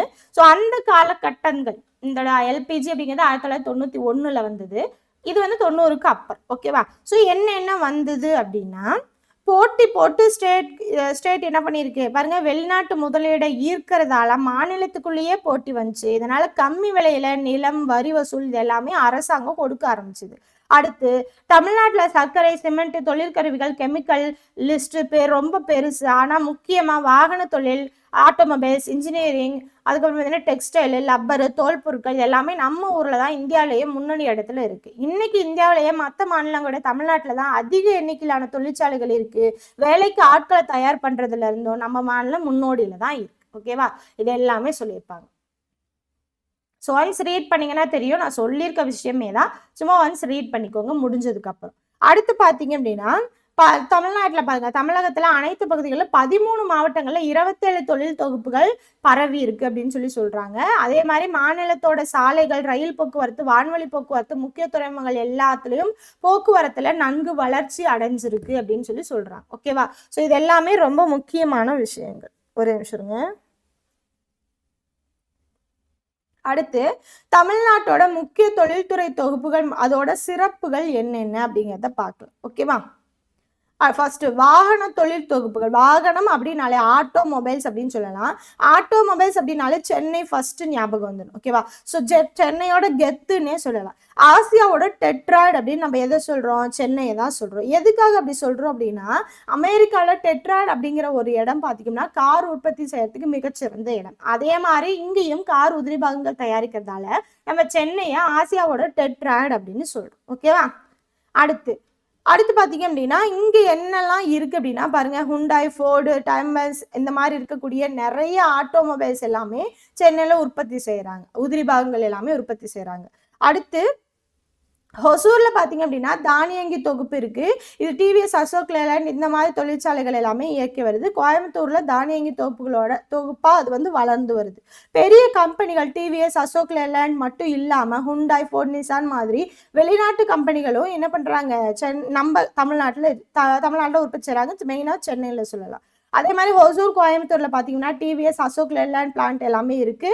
கோயம்புத்தூர்லயும் இப்போ ஆட்டோமொபைல்ஸ் ஹப்பா மாறிட்டு வருது. ஓகேவா, அடுத்து சரக்கு வாகன மற்றும் பேருந்து கட்டுமான தொகுப்புகள், அதாவது லாரி, பேருந்து, இந்த கட்டுமான தொழிலை பத்தி சொல்றாங்க. போக்குவரத்து அப்படின்னு எடுத்துக்கிட்டீங்கனாலே நம்ம நாமக்கல், திருச்செங்கோட சொல்லிடலாம். ஓகேவா, ஸோ நாமக்கல், திருச்செங்கோடு இந்தியாவிலேயே சரக்கு வாகனங்கள் இருக்கு இல்லையா, அது கட்டுறதுல இந்த 2 ஊருமே ரொம்ப ஃபேமஸ். போக்குவரத்து இதுல மெயினானது. அடுத்து கரூர்ல பாத்தீங்க அப்படின்னா பேருந்தோட பாடி பார்ட்ஸ் இருக்கு இல்லையா, ஸோ பேருந்தோட அந்த பகுதிகள்லாம் தயாரிக்கிற அந்த இது வந்து கரூர்ல இருக்கு. இங்க 50க்கும் மேற்பட்ட யூனிட் வந்து கரூர்ல இருக்கு. ஓகேவா. அடுத்து நெசவு தொழில் தொகுப்புகள். ஓகேவா. ஸோ நெசவு தொழில் பார்த்தீங்கன்னா தமிழ்நாட்டோட பெருமை அப்படின்னே சொல்லலாம். தென்னிந்தியாவின் மான்செஸ்டர் அப்படின்னு நம்ம கோயம்புத்தூரை சொல்லலாம். கோயம்புத்தூர் வந்து தென்னிந்தியாவின் மான்செஸ்டர், தெரிஞ்சு வச்சுக்கோங்க. கோயம்புத்தூரை சுற்றி நிறைய ஆலைகள், பருத்தி ஆலைகள் இருக்கிறதால இதுக்கு இந்த பேர் வந்துச்சு அப்படின்னு சொல்றாங்க. ஈரோடு, சேலம் இது இருக்கு இல்லையா, இங்கே அதிகமாக விசைத்தறிகள் இருக்கு அப்படின்னு சொல்றாங்க. ஓகேவா. ஸோ ஈரோடு, சேலத்தில் அதிகமாக விசைத்தறி இருக்கு. அடுத்து பார்த்தீங்க அப்படின்னா திருப்பூர் நம்ம பார்த்தோம் இல்லையா, பின்னலாடை. ஓகேவா. ஸோ இந்தியாவோட பருத்தி பின்னலாடை ஏற்றுமதியில் 80% திருப்பூர்ல இருந்து தான் போகுது. 1980 இருந்து இது பயங்கரமா வளர்ந்து இப்போ 3 லட்சத்துக்கும் மேல பேரு என்ன பண்றாங்க, வேலையில இருக்காங்க. ஓகேவா. அதுதான் இந்த இடத்துல இருக்கும். அடுத்து இங்க கொடுத்துருப்பாங்க. ஸோ இது வந்து ரொம்ப முக்கியமானது, படிச்சு வச்சுக்கோங்க. ஓகே, பாருங்க தமிழ்நாட்டோட தொழில்துறை தொகுப்புகள் எந்தெந்த மாவட்டங்கள்ல என்ன ஸ்பெஷல் அப்படிங்கிறது பாருங்க. திருவள்ளூர்ல தானியங்கி, சென்னையில தானியங்கி மின்னணு மற்றும் தகவல் தொழில்நுட்பம், வேலூர்ல தோல், காஞ்சிபுரத்துல பட்டு ஆடைகள், ஹொசூர் கிருஷ்ணகிரியில தானியங்கி மற்றும் மின்னணு, சேலத்துல இரும்பு மற்றும் விசைத்தறி, ஈரோட்ல விசைத்தறி மற்றும் மஞ்சள், நாமக்கல் போக்குவரத்து மற்றும் கோழிப்பண்ணை, அரியலூர்ல சிமெண்ட், திருப்பூர்ல பின்னலாடை மற்றும் ஆயத்த ஆடைகள், திருச்சியில கொதிகலன் மற்றும் விசையாளிகள், கரூர்ல வாகன கட்டுமானம் விசைத்தறிகள், கோயம்புத்தூர்ல ஆயத்தாடிகள் மற்றும் தகவல் தொழில்நுட்பம், மதுரையில தோல், விருதுநகர், சிவகாசியில பட்டாசு, தீப்பெட்டி மற்றும் அச்சிடுதல். இது எல்லாமே நம்ம என்ன பண்ணிருப்போம், தமிழ்நாட்டு பொருளாதாரத்துல ஆல்ரெடி நம்ம பார்த்துருக்கிற விஷயம் தான். நீங்க இந்த இடத்துலயும் இதை நோட் பண்ணி வச்சுக்கோங்க, அப்பதான் ரீகால் பண்றதுக்கு உங்களுக்கு ஈஸியா இருக்கும். அடுத்து பாத்தீங்க அப்படின்னா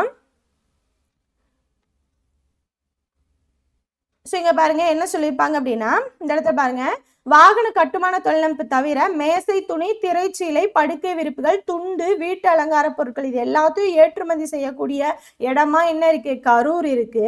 அதே மாதிரி பவானி குமாரபாளையம் பாத்தீங்கன்னா உள்நாட்டு வெளிநாட்டு சந்தை, தரை விரிப்புகள் ஜமகாலம் அப்படின்னு சொல்லுவோம், அது உற்பத்தி மையமா இருக்கு. அடுத்து பாத்தீங்கன்னா இந்த மாதிரி நவீன தொகுப்பலை விட்டுட்டு பட்டு, கைத்தறி புடவை இதெல்லாமே பாத்தீங்கன்னா மதுரை, காஞ்சிபுரத்துல எல்லாமே மெயினா இருக்கு. அதுக்கப்புறம் தோல் பொருட்களோட தொகுப்பு பாத்தீங்க அப்படின்னா இந்தியாவோட தோல் பதனிடும் வேலையில 60%, அதுக்கப்புறம் தோல் காலணிகள் உற்பத்தியில 38% என்ன பண்றாங்க, தமிழ்நாட்டுல இருந்து தான் வருது. ஓகேவா. ஸோ தோல் ஆடைகள் மற்றும் காலணிகள் 38%, தோல் பதனிடும் உற்பத்தியில 60% தமிழ்நாட்டுல இருந்து தான் போகுது. அதுக்கப்புறம் வேலூர், அதுக்கப்புறம் அதை சுத்தி இருக்கக்கூடிய ராணிப்பேட்டை, ஆம்பூர், வாணியம்பாடி இதுல எல்லாமே தோல் உற்பத்தி, தோல் பதனிடும் தொழிற்சாலை இருக்கு. தோல் உற்பத்தி, தோல் பதனிடும் தொழிற்சாலைன்னு என்னென்ன சொல்லிக்கலாம், வேலூர், ஆம்பூர், வாணியம்பாடி, ராணிப்பேட்டை இது எல்லாத்தையுமே சொல்லிக்கலாம். ஸோ தோல் பொருட்கள்ல ஏற்றுமதியிலேயே இந்தியாவிலேயே முதன்மை மாவட்டமா எது இருக்கு, வேலூர் இருக்கு. சென்னையிலையும் பல தோல் சார்ந்த உற்பத்தி ஏற்றுமதி தொழிற்சாலை நிறுவனங்கள் இருக்கு, இருந்தாலுமே முதன்மை மாவட்டமா எது இருக்கு, வேலூர் இருக்கு. திண்டுக்கல், ஈரோடு மாவட்டத்துல தோல் பதனிட தொழிற்சாலை தொகுப்பு இருக்கு. அதெல்லாமே என்ன ஆகுது, வேலை வாய்ப்பு அதிக அளவுல அதிகரிக்கும். அதே மாதிரி பட்டாசு, தீப்பெட்டி, அச்சிடு தொகுதல் எல்லாமே என்ன ஞாபகம் வந்துடும், சிவகாசி அப்படின்னு தெரிஞ்சிடும். இந்தியாவிலேயே 90% பட்டாசு உற்பத்தி, 80% தீப்பெட்டி, 60% அச்சகப்பணி இது எல்லாமே எங்க நடக்குது, சிவகாசியில தான் இருக்கு. ஓகே, சிவகாசியில இருந்து தான் போகுது. ஸோ இதை வந்து குட்டி ஜப்பான் அப்படின்னு சொன்னார் இல்லையா, யாரு சொன்னா, ஜவஹர்லால் நேரு சொன்னாரு, சிவகாசிய குட்டி ஜப்பான் அப்படின்னு சொல்றாரு. தீப்பெட்டி தொழிலுக்காக ஆரம்பிச்ச சிவகாசி இன்னைக்கு பட்டாசு, பிரிண்டிங் தொழிலுக்கு இந்தியாவோட தலைநகரமா இருக்கு. ஓகேவா. அதுக்கப்புறம் பாத்தீங்க அப்படின்னா இதெல்லாம் பார்த்தாச்சு. 90% பட்டாசு, 80% தீப்பெட்டி, 60% பிரிண்டிங்னா அச்சகப்பணி. ஓகேவா. அடுத்து வீட்டு அலங்கார பொருட்கள்ல கரூர் ஸ்பெஷலு அது பார்த்தாச்சு. அதுக்கப்புறம் பாத்தீங்க அப்படின்னா அந்த ஜமக்காலம் தரை விரிப்புகள்ல பவானி குமாரபாளையம் ஸ்பெஷல் பார்த்தாச்சு. அடுத்து பாத்தீங்க அப்படின்னா இப்போ சின்னதாக ஒரு ரீகால் பண்ணிக்கலாமா, சென்னையில் கார்க்கு, அதுக்கப்புறம் உதிரி பாகங்கள், திருப்பூரில் பின்னலாடை, சிவகாசியில் பட்டாசு, தீப்பெட்டி, பிரிண்டிங், நாமக்கல்ல லாரி பில்டிங். ஓகேவா. ஸோ அதாவது போக்குவரத்து, வேலூர், ஆம்பூர், ராணிப்பேட்டை இதில் எல்லாமே தோல் பதனிடும் தொழிற்சாலைகள் இது எல்லாமே இருக்கு. ஓகேவா. ஸோ சிவகாசியில் பட்டாசு, தீப்பெட்டி, அச்சிடுதல் வரும்.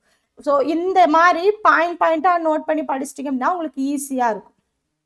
அடுத்து மின்னணுவியல் மற்றும் தகவல் தொழில்நுட்ப தொகுப்புகள் பார்த்தீங்க அப்படின்னா 1990 ஏற்பட்ட பொருளாதார சீர்திருத்தத்துக்கு அப்புறம் வந்த Nokia, Foxconn, Motorola, Sony Ericsson, Samsung, Dell இந்த மாதிரி வன்பொருட்கள், அதாவது ஹார்ட்வேர் அப்படின்னு சொல்லுவோம், மின்னணு பொருட்கள் தயாரிப்பு நிறுவனங்கள், கைபேசிகர்கள், மின்சுற்று பலகைனா என்ன சொல்லலாம், இது இருக்கு மதர் போர்டு, இது மாதிரி ஓகேவா, அந்த மாதிரி வரக்கூடியது. நுகர்வோர் மின்சாதன பொருட்கள் தயாரிப்புல ஈடுபட ஆரம்பிச்சது. நிறுவனங்கள் என்ன பண்ணுது, சென்னை சுற்றியுள்ள பகுதிகளில் இந்த நிறுவனங்கள் எல்லாமே கொண்டு வந்திருக்காங்க ஓகேவா. அதுக்கப்புறம் குறிப்பிட்ட சில தகவல் தொழில்நுட்ப பொருளாதார மண்டலங்கள் அப்படிங்கிறத பார்க்கலாம். இது பார்த்தீங்க அப்படின்னா வளர்ச்சியை அதிகப்படுத்தி என்ன பண்ணுது, சென்னை சுற்றுவட்டார பகுதிக்கு தவிர 2 அடுக்கு டயர் 2 நகரங்களான கோயம்புத்தூர், மதுரை, திருச்சிராப்பள்ளி, திருநெல்வேலி, ஒசூர், சேலம் இந்த மாதிரி இருக்கக்கூடிய இடத்துல இந்த இடங்களை வந்து தேர்ந்தெடுத்திருக்கு. அதே மாதிரி எல்காட் வந்து நிறுவி இருக்கு. 8 இடங்களை எல்காட்ஸ் வந்து கொடுத்துருக்காங்க. அது என்னென்ன அப்படிங்கிறத பாருங்க. எங்கெங்க இருக்கு அப்படின்னா ஐடி குறிப்பிட்ட பொருளாதார சிறப்பு மண்டலங்கள் நிறுவியிருக்காங்க ஓகேவா. ஸோ ஐடி எல்காட்ஸஸ் அப்படின்னு சொல்லுவோம். சென்னையில சோழிங்கநல்லூர்லையும், கோயம்புத்தூர்ல விளாங்குறிச்சியிலையும், மதுரையில இலந்தை குளத்திலையும், மதுரையில வடபாலஞ்சி கிண்ணிமங்கலம், திருச்சிராப்பள்ளி நாவல்பட்டு, திருநெல்வேலி கங்கை கொண்டான், சேலம் ஜாகிர் அம்மாபாளையம், ஒசூர் பார்த்தீங்கன்னா விஸ்வநாதபுரம், இது எல்லாத்துலயும் என்ன பண்ணியிருக்காங்க, எல்காட் நிறுவனம் ஐடி துறையில ஓபன் பண்ணியிருக்காங்க ஓகேவா. அதே மாதிரி டயர் 2 அப்படின்னு இருக்கு அப்படின்னா என்ன அப்படின்னா அங்க இருக்கக்கூடிய தொழில் வளர்ச்சி, போக்குவரத்து, சேவைகள் வளர்ச்சி இந்த மாதிரி அதிகமா வளர்ச்சி அடைஞ்சிருக்கக்கூடிய இதை வச்சு நம்ம டயர் 1, டயர் 2, டயர் 3, டயர் 4 அப்படின்னு மாவட்டங்களை நம்ம பிரிக்கலாம் ஓகேவா. அடுத்து தமிழ்நாட்டில் தொழிற்சாலை விரிவாக்கத்திற்கு உதவக்கூடிய கொள்கை காரணிகள் என்னென்ன அப்படின்னா மொத்தமா 3 சொல்லலாம். 1 கல்வி, 2 உள்கட்டமைப்பு, 3 ஊக்குவிப்பு ஓகேவா. ஸோ கல்வி அப்படின்னா என்ன அப்படின்னா ரொம்ப சிம்பிளா சொல்லிடுங்க, நிறைய இருக்கு, நான் ரொம்ப சிம்பிளா சொல்லிடுறேன். நம்ம ஊர்ல நிறைய இன்ஜினியரிங் காலேஜ், பாலிடெக்னிக் காலேஜ் இருக்கிறதால திறமையான வேலையாட்கள் படிச்சுட்டு அதிகமா இருக்காங்க. அவங்கள என்ன பண்ணிக்கலாம், நம்ம யூஸ் பண்ணிக்கலாம் வேலைக்காக. அடுத்து உள்கட்டமைப்பு, கரண்ட் வசதி, கிராமப்புறத்தை இணைக்கிற சாலை வசதி எல்லாமே நம்ம ஊர்லயே இருக்கு. அதனால என்ன பண்ணலாம், அந்த தொழில்துறையை மேலும் மேலும் வளர்க்கலாம். அதுக்கப்புறம் பாத்தீங்கன்னா அந்த என்ன சொல்றது, வாங்குறது ஓகேவா. ஸோ அதாவது கொடுக்கல் வாங்கல் அப்படிங்கிறது அதிகரிக்கும். அதுக்கப்புறம் ஊக்குவிப்பு தொழில்துறை ஊக்குவிப்புனா என்ன அப்படின்னா கல்வி, போக்குவரத்து, ஆற்றல் வசதிகள் இது எல்லாமே அரசாங்கம் பண்ற முதலீடு தொழில்துறை வளர பெரிய உதவியா இருக்கு ஓகேவா. ஸோ இது எல்லாமே ரொம்ப முக்கியமான விஷயம். கல்வி அப்படிங்கிறது பாருங்க, இங்க இந்தியாவில் அதிக அளவுல பொறியியல் கல்லூரிகள், பல தொழில்நுட்ப கல்லூரிகள், தொழில் பயிற்சி மையங்கள் இது எல்லாத்தோட புகலிடமா தமிழகம் இருக்கு. உள்கட்டமைப்பில் நான் சொல்லிட்டேன். அதாவது பார்த்தீங்கன்னா போக்குவரத்து இதெல்லாம் இருக்கு இல்லையா, அதெல்லாம் என்ன பண்ணுது, சின்ன சின்ன ஏரியாவில் சின்ன சின்ன கிராமத்தில் இருக்கக்கூடிய சின்ன சின்ன அந்த உற்பத்தி செய்கிற தொழிற்சாலைகள்ல இருந்து பெரிய நகரங்களுக்கும் நம்ம என்ன பண்ணிக்கலாம், போக்குவரத்து வசதிகள் இருக்கு அப்படின்னா எடுத்துட்டு போய்க்கலாம். மின்சார வசதி சின்ன சின்ன இடத்துக்கும் இருக்கு அப்படின்னா அங்கேயும் என்ன பண்ணுவாங்க, தொழில் முனைவர்கள் உருவாவாங்க, தொழில்கள் உருவாகும். ஸோ இந்த மாதிரி உள்கட்டமைப்பாலையும் அதிகமாகும். அடுத்து தொழில்துறை ஊக்குவிக்கிறதால, அதாவது இதுக்கெல்லாம் கல்வி, போக்குவரத்து, ஆற்றல் இந்த மாதிரி இருக்கக்கூடிய உள்கட்டமைப்புக்கு முதலீடு செய்யறது மட்டும் இல்லாம சிறந்த தொழில் பிரிவுக்கு தொழிற்சாலைகளை விரிவாக்கிறதுக்கு என்ன பண்ணுது, முயற்சிகள் மேலோங்கி வந்துகிட்டே இருக்கு. இதை பத்தி தான் சொல்லியிருப்பாங்க. அடுத்து தமிழகத்துல தொழில் விரிவாக்கத்திற்கு திறவுகோலா செயல்படக்கூடிய முகமைகள் என்னென்ன, இது ரொம்ப முக்கியமானது, நோட் பண்ணி வச்சுக்கோங்க. 5 இருக்கும் ஓகேவா. ஸோ என்னென்ன அப்படின்னா சிப்காட், டான்சிட்கோ, அடுத்து டிட்கோ, டிஐஐசி, டான்சி, இந்த 5 ரொம்ப முக்கியமானது. இதோட விரிவாக்கம் என்ன, தமிழ்ல என்ன, இங்கிலீஷ்ல என்ன, எந்த வருடம், எதுக்காக, இந்த விஷயங்கள் எல்லாத்தையுமே தனித்தனியா நோட் பண்ணி வச்சுக்கோங்க. ஃபர்ஸ்ட் சிப்காட் அப்படின்னா என்ன அப்படின்னா state industries promotion corporation of Tamil Nadu, அதாவது தமிழ்நாடு அரசு தொழில் முன்னேற்ற கழகம். இது வந்து எப்போ ஸ்டார்ட் பண்ணாங்கன்னா 1971 ஸ்டார்ட் பண்ணாங்க. எதுக்காக, தொழில் முன்னேற்றத்துக்காக நிறுவனப்பட்ட ஒரு தொழில் தோட்டம் அப்படின்னு சொல்லலாம். அடுத்து டான்சிட்கோ அப்படிங்கிறது என்ன அப்படின்னா Tamil Nadu small industries development corporation. இது என்ன அப்படின்னா தமிழ்நாடு மாநில சிறு தொழில் வளர்ச்சி கழகம். இது வந்து 1970 என்ன பண்ணாங்க அப்படின்னா சிறு தொழில முன்னேற்றத்துக்காக நிறுவப்பட்ட ஒரு அரசு நிறுவனம் இதுதான் ஓகேவா. இது வந்து இதுக்கு அப்புறம் இன்னொன்னு இருக்கும், இதை ஃபர்ஸ்ட் தெரிஞ்சு வச்சுக்கோங்க. அடுத்து தமிழ்நாடு தொழில்துறை மேம்பாட்டு கழகம் டிட்கோ அப்படின்னா தமிழ்நாடு இண்டஸ்ட்ரியல் டெவலப்மெண்ட் கார்பரேஷன். இதோட வருஷம் 1965. இது என்ன அப்படின்னா அதாவது பார்த்தீங்க அப்படின்னா தமிழ்நாட்டில் பெரிய தொழிற்சாலைகளை தொடங்குறதுக்கும் மேம்படுத்துறதுக்கும் இது ஒரு முக்கிய அரசு நிறுவனமாக வந்துச்சு. இது எல்லாமே அரசு நிறுவனங்கள் தான். அரசு வந்து என்ன பண்ணுறது, அதாவது தொழில் வளர அரசாங்கம் செய்த உதவிகள் இது எல்லாமே. ஓகேவா. அடுத்து TIIC அப்படின்னா Tamil Nadu industrial investment corporation limited. Tamil Nadu தொழில் முதலீட்டு கழகம் வரையறுக்கப்பட்டது. அதாவது என்ன அப்படின்னா இது வந்து புதுசா தொழில் தொடங்குறவங்க இருக்காங்க இல்லையா, கம்மி வட்டியில நிதி உதவி தொகை செய்யறது. ஓகேவா, அரசாங்கம் செய்யறது. அடுத்து தமிழ்நாடு சிறுதொழில் கழகம் அப்படின்னா 1965 டான்சி அப்படின்னு சொல்லலாம். இதுதான் சிறு நிறுவனங்களுக்காக தொடங்கப்பட்ட முதல் தொழில்துறை நிறுவனம். ஓகேவா, இதுல இருந்து தான் டான்சிட்கோ அப்படின்னு இந்த DCO அப்படிங்கிறது சேர்ந்திருக்கும். ஸோ இதை ஃபர்ஸ்ட் தெரிஞ்சுக்கோங்க. இது 1965. அப்ப என்னென்ன சிப்காட் பார்த்தீங்க அப்படின்னா 1971, டான்சிட்கோ 1970, டிட்கோ 1965, TIIC 1949, டான்சி 1965. ஓகேவா, இதெல்லாம் தெளிவா புரிஞ்சுதுங்களா? நோட் பண்ணியாச்சா? இது எல்லாமே அரசாங்கம் தொழில்துறை வளர்றதுக்காக அரசாங்கம் செய்த உதவிகள். அடுத்து சிறப்பு பொருளாதார மண்டலங்கள், ஸ்பெஷல் எக்கனாமிக் ஜோன்ஸ், SEZ அப்படின்னு சொல்லுவோம். இதை பார்த்தோன்னே எங்க பார்த்த மாதிரி இருக்கா? ஸோ இது வந்து நம்ம ஆல்ரெடி படிச்சிருக்கோம். எங்க படிச்சிருக்கோம் அப்படின்னா 11th ஸ்டாண்டர்ட்ல லெசன் 9ல நம்ம படிச்சிருக்கோம். இந்தியாவின் மேம்பாட்டு அனுபவங்கள் அப்படிங்கிற லெசன்ல SEZ பற்றி இன்னும் டீட்டெயில்டா பார்த்துருப்போம். இந்த இடத்துல தமிழ்நாட்டில் இருக்கக்கூடியது எல்லாமே சொல்லியிருப்பாங்க. அங்க வந்து நம்ம இந்தியா லெவல்ல பார்த்துருப்போம், இங்க வந்து தமிழ்நாட்டு லெவல்ல சொல்றாங்க. ஏப்ரல் 2000 தான் இதை வந்து அறிமுகப்படுத்தியிருக்காங்க. ஓகேவா, ஸோ நாட்டில் ஏற்றுமதி இடையூறு இல்லாத சூழலை வச்சு சிறப்பு பொருளாதார மண்டலங்கள் அமைக்கணும் அப்படின்னு ஒரு கொள்கை வந்துச்சு. அது ஏப்ரல் 2000 தான் அறிமுகப்படுத்தியிருக்காங்க. அதுதான் SEZ, நாங்குநேரி SEZ. இங்க பாத்தீங்கன்னா ஏற்றுமதி செயலாக்க மண்டலங்கள் நிறைய கொடுத்துருப்பாங்க. தமிழ்நாட்டில் இருக்கக்கூடியது எல்லாமே பார்த்துக்கோங்க. ஸோ ஒரு சிலது இங்கே இது பார்த்துருப்பாங்க பாருங்க. நாங்குநேரி SEZ, பல்நோக்கு உற்பத்தி SEZ திருநெல்வேலி, எண்ணூர் SEZ அனல்மின் திட்டம் வயலூர், கோயம்புத்தூர் SEZ தகவல் தொழில்நுட்ப பூங்காக்கள், ஓசூர் SEZ தானியங்கி பொறியியல் மின்னணுவியல் விண்வெளி மற்றும் பாதுகாப்பு, பெரம்பலூர் SEZ பல்நோக்கு உற்பத்தி SEZ, வாகன தொழில் நகரம் SEZ ஆட்டோ சிட்டி, வாகன தொழில் நகரம் வாகன உதிரி பாகங்கள் திருவள்ளூர், இந்தியா சிங்கப்பூர் SEZ. இது பார்த்தீங்கன்னா மின்னணு வன்பொருள் தளவாடங்கள் மற்றும் கிழங்குகள் திருவள்ளூர் மாவட்டங்கள், உயிரி மருந்துகள் SEZ, மருத்துவ ஆராய்ச்சி அமைப்பு விஷக்கட்டுப்பாட்டு மையம், மீள் உருவாக்க மருத்துவ ஆராய்ச்சி. இது எல்லாமே ரொம்ப முக்கியம், தெரிஞ்சுக்கோங்க. இது எல்லாமே தமிழ்நாட்டில் இருக்கக்கூடிய ஏற்றுமதி செயலாக்க மண்டலங்கள் SEZ. ஓகேவா. அடுத்து மெட்ராஸ் ஏற்றுமதி செயலாக்க மண்டலம் MEPZ அப்படிங்கிறது என்ன அப்படின்னா பாருங்க, இந்த மையம் சென்னையில ஒரு சிறப்பு பொருளாதார மையமா இருக்கு. மத்திய அரசு அமைச்ச நாட்டோட 7 ஏற்றுமதி செயலாக்க மண்டலத்துல இதுவும் ஒண்ணு. அப்ப 7 ஏற்றுமதி செயலாக்க மண்டலம் இருக்கு, அது வந்து இந்தியாவில் இருக்கு. அதுல ஒண்ணுதான் MEPZ, மெட்ராஸ் ஏற்றுமதி செயலாக்க மண்டலம்.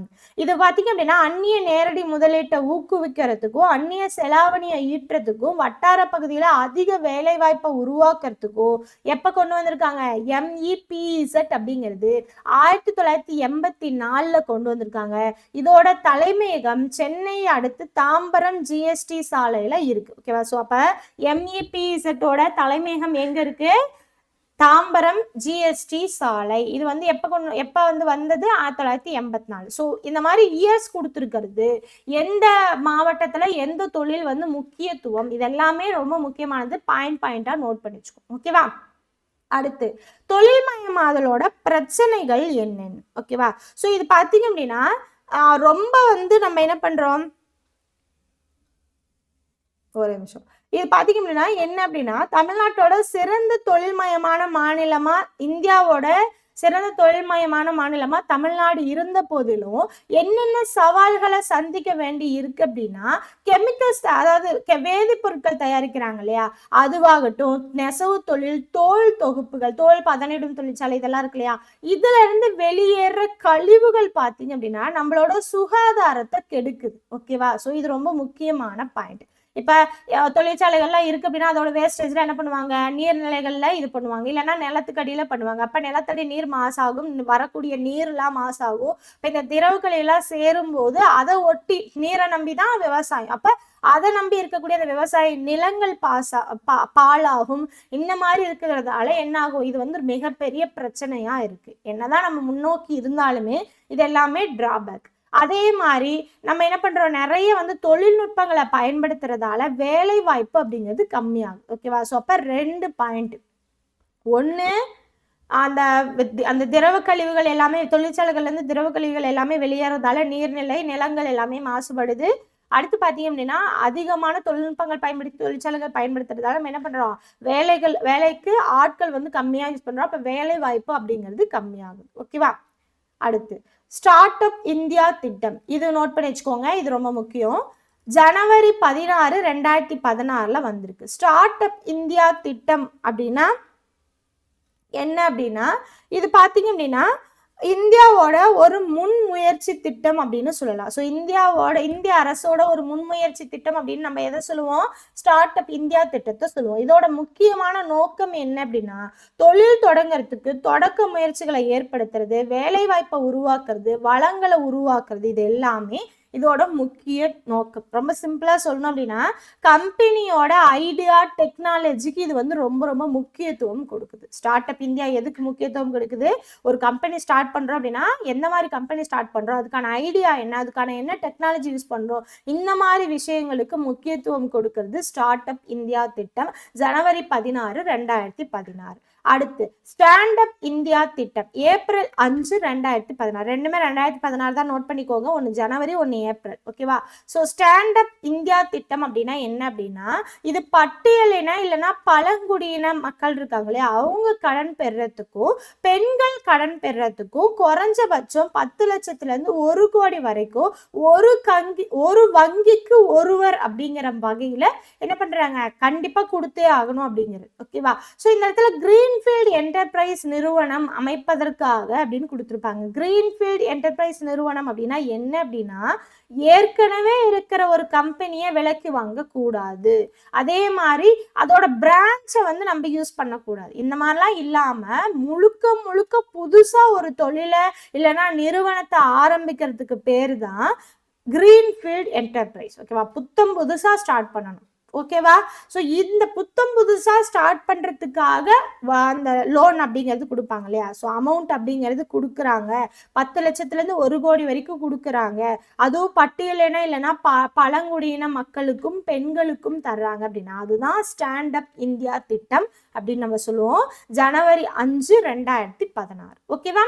அடுத்து தொழில் முனைவோர் அப்படிங்கிறவங்க பார்த்தீங்க அப்படின்னா தொழில் சிந்தனைக்கும் வணிக செயல்முறைக்கும் புத்தாக்கம் புனைபவர் அப்படின்னு சொல்லலாம். ஸோ புத்தாக்கம் புனைபவர் அப்படிங்கிற பாயிண்ட் ரொம்ப முக்கியம். தொழில் முனைபவர் யாரு, புத்தாக்கம் புனைபவர். இவங்க கிட்ட சிறந்த நிர்வாக திறன் இருக்கும், வலிமையா குழுவை அமைக்க திறமை இருக்கும், அவங்க கிட்ட வேலை வாங்குற தலைமை பண்பு அப்படிங்கிறது இருக்கும். ஓகேவா?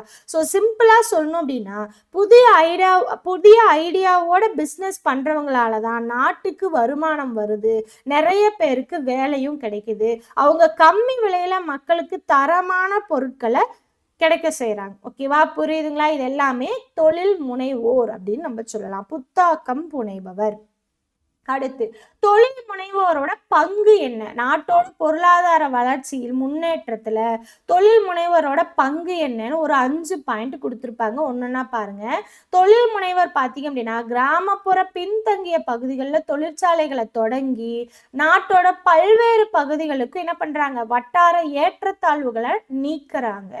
செகண்ட் பாயிண்ட், இவர்களோட நாட்டோட மொத்த உள்நாட்டு உற்பத்தி மற்றும் தலா வருமானம் உயருகிறது இவங்களால. அடுத்து 3வது பாயிண்ட், குடிமக்களோட அசையா சேமிப்புகள் நாட்டோட ஏற்றுமதி வியாபாரம் மூலியமா மூலதனத்தை செயல்பட வைக்கிறாங்க. 4வது பாயிண்ட், தொழில் முனைவோர், கைவினைஞர்கள், தொழில்நுட்ப தகுதி வாய்ந்த நபர்கள், தொழில் வல்லுநர்களுக்கு பெரிய அளவிலான வேலை வாய்ப்பு வழங்குறாங்க. புதுமைகளை புகுத்துறதால லாபத்தை அதிகரிக்க செய்யறாங்க.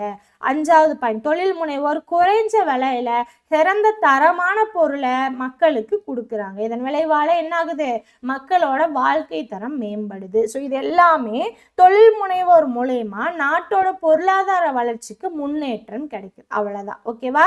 ஸோ ரொம்ப சிம்பிள். என்னென்ன நம்ம பார்த்தோம் பார்த்தீங்க அப்படின்னா, தமிழ்நாட்டில் விவசாயத்தை விடவும் ஏன் தொழில்துறைக்கு முக்கியத்துவம் கொடுக்குறோம், தொழில் தொகுப்புனா என்ன, அப்ப எந்தெந்த பகுதியில, மேற்கு பகுதி, தெற்கு பகுதி, இந்த மாதிரி எந்தெந்த பகுதியில எந்த தொழில்கள் அதிகமா இருக்கு, அதுக்கப்புறம் பாத்தீங்க அப்படின்னா அரசாங்கம் தொழில் வளர்ச்சிக்காக என்ன உதவி பண்ணிருக்கு, அந்த சிப்காட், டான்சிஸ்கோ, இந்த மாதிரி இருக்கக்கூடியது. அப்ப தொழில் முனைவோர்லாம் என்ன, தொழில்மயமாதலால தமிழ்நாட்டுக்கு என்ன பிரச்சனை, அதுக்கப்புறம் சிறப்பு பொருளாதார மண்டலம், இது எல்லாத்தையுமே நம்ம தெளிவா டீட்டெயில்டா பார்த்தாச்சு. ஓகேவா? ஸோ இந்த பாயிண்ட் எல்லாமே ரொம்ப ரொம்ப முக்கியமானது. நான் ஸ்டோரியா சொன்னது எல்லாமே ஞாபகம் வச்சுக்கோங்க. இந்த மாதிரி பாயிண்டா சொன்னது, அதுக்கப்புறம் டேட்டாஸ், இயரு, எதுக்காக, என்ன காரணம், இந்த மாதிரி கொடுத்துருக்க விஷயங்கள் எல்லாத்தையுமே பாயிண்டா நோட் பண்ணி வச்சுக்கோங்க. அதுதான் ரொம்ப ரொம்ப முக்கியமானது. ஓகேவா? ஸோ நல்லா நோட் பண்ணி தெளிவா படிங்க. தமிழ்நாடு அப்படிங்கிறது ரொம்ப ரொம்ப முக்கியமானது. இந்த பொருளாதாரத்துல தமிழ்நாட்டு பொருளாதாரம் அப்படிங்கிறது ரொம்ப ரொம்ப முக்கியமானது.